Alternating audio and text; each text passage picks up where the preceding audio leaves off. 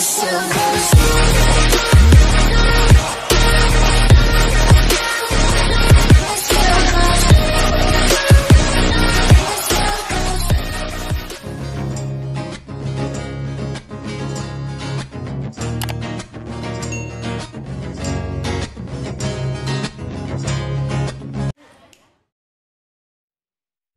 hanya kader militer yang bergerak, para pemuda yang semula bersikap netral mulai terlibat dalam gerakan pro kemerdekaan dengan berbagai alasan.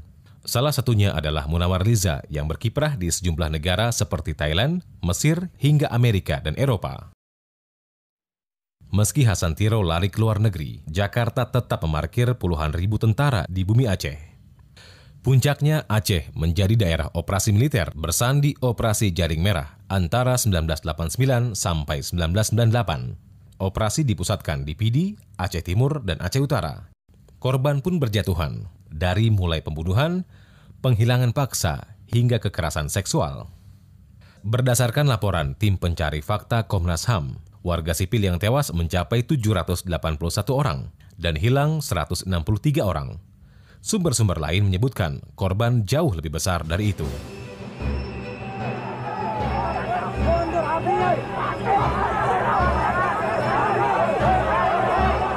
Masa gelap DOM usai selepas rezim Soeharto tumbang. Saya memutuskan untuk menyatakan berhenti dari jabatan saya sebagai Presiden Republik Indonesia. Pada 7 Agustus 1998, DOM dicabut. Menhankam Pangap Jenderal Wiranto menarik pasukan TNI dari Aceh. Tak lupa, Wiranto menyampaikan permintaan maaf. 10 hari kemudian, Presiden Habibie juga minta maaf atas pelanggaran HAM yang terjadi selama DOM di Aceh. Di akhir Agustus 1998, seluruh pasukan non-organik ditarik mundur dari Aceh.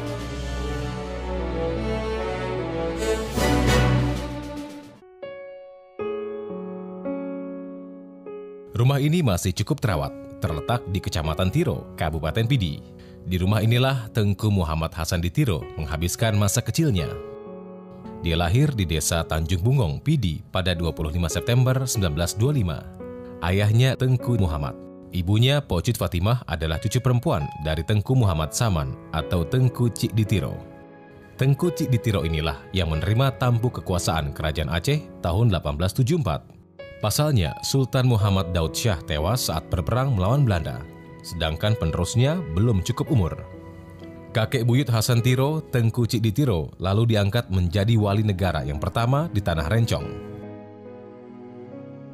Dia membawa sejenis mandat sebagai keluarga Tengku Cik di Tiro. Dan klaim Hasan Tiro juga bahwa keluarga Tiro ini adalah seharusnya pemegang mandat Kerajaan Aceh, karena waktu berperang keluarga dialah Tengku Cik di Tiro yang diberikan mandat, bukan kepada Sultan yang kemudian bikin perjanjian damai dengan Belanda.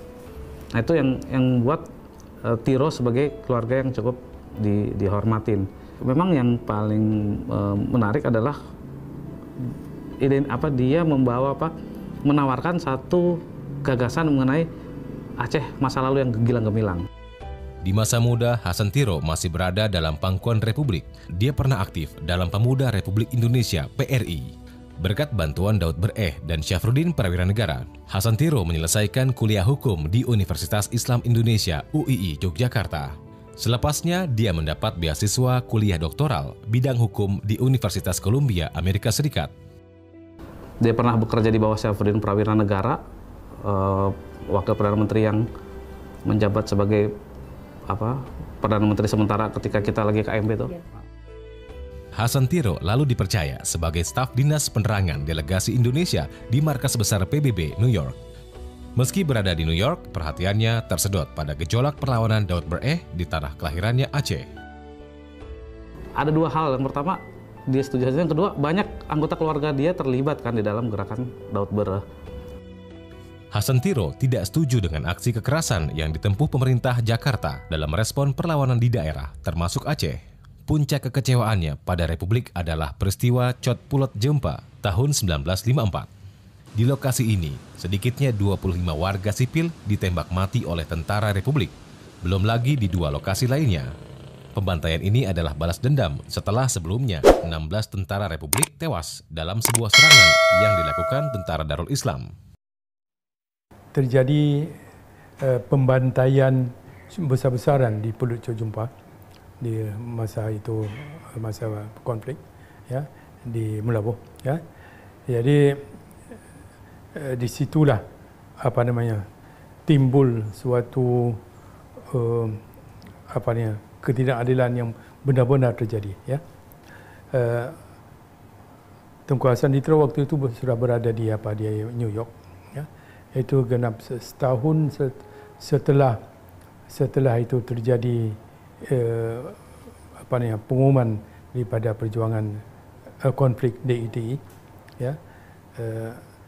Dan sebelumnya beliau sudah beberapa tahun tinggal di Amerika.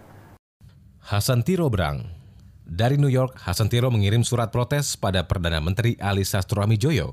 Sang Perdana Menteri dari Partai Nasionalis itu marah dan meminta Hasan Tiro pulang. Tapi Hasan Tiro menolak dan malah menyatakan diri sebagai dubes Darul Islam di New York. Api perlawanan pun mulai tersulut. Setelah paspornya dicabut oleh Ali Sastroamidjojo, itu kemarahan Hasan Tiro semakin kental terhadap Jakarta sebetulnya. Dia lalu menuliskan banyak karya-karya. Salah satu yang saya kira paling monumental yang bisa kita anggap sebagai titik berangkat, ya, mengapa kemudian Hasan Tiro bergeser ke nasionalisme Aceh adalah satu pamflet yang ditulis pada tahun 69, Masa Depan Politik Melayu. Nah, di sini dia mulai mengkritisi politik negara kesatuan Republik Indonesia seperti yang didengung-dengungkan oleh Soekarno pada waktu itu. Bagi Hasan Tiro, konsep yang tepat untuk negara seluas Indonesia adalah negara federal. Ide ini kurang lebih sama dengan gagasan Bung Hatta. Gagasannya itu muncul dalam buku Demokrasi untuk Indonesia yang terbit 1958. Isu negara federal ini sempat mencuat kembali di masa awal reformasi, meski tetap tak mendapat tempat dalam hasanah politik Indonesia. Dia menawarkan federalisme karena menurut dia gagasan Soekarno itu agak absurd dengan negara kesatuan, karena bagaimanapun komposisi kesukuan itu adalah fakta politik pada masa itu yang pasti akan berdampak pada representasi di parlemen dan lain sebagainya.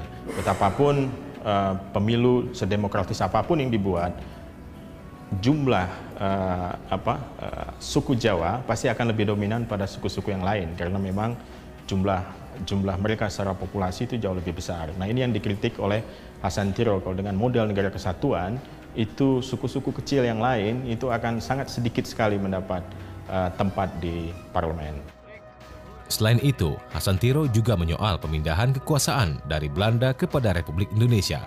Menurutnya, penyerahan kedaulatan lewat konferensi meja bundar di Den Haag, Belanda 27 Desember 1949 ilegal. Sebab secara de facto dan de jure, Aceh tak pernah takluk kepada Belanda. Jadi, Belanda dinilai tak punya hak menyerahkan Aceh pada Indonesia. Meski begitu, ada peristiwa sejarah yang lain. 5 hari setelah Soekarno-Hatta memproklamasikan kemerdekaan Indonesia, sejumlah tokoh Aceh yang dipelopori anggota Volksraad, Teuku Nya Arif, menyatakan bergabung dengan Republik. Begitu juga dengan Daud Bereh yang telah membela Republik dan bahkan membelikan Soekarno sebuah pesawat Dakota untuk mendukung perjuangan Indonesia melawan Belanda. Tapi setelah Daud Bereh turun gunung dan dijanjikan otonomi khusus, Hasan Tiro tak melihat perubahan sikap Jakarta. Puncaknya, Tiro menganulir gagasan negara federal. Dia menggantinya dengan negara merdeka yang sama sekali lepas dari Indonesia. Itulah Deklarasi GAM 4 Desember 1976. Tapi apakah Daud Bereh mendukung Tiro? Dia pernah mengatakan bahwa untuk kelanjutan perjuangan Aceh sejak zaman kolonial, kita ikut saja apa yang dikatakan oleh Tengku Hasan Ditiro. Dia pernah mengatakan gitu kepada pengikutnya.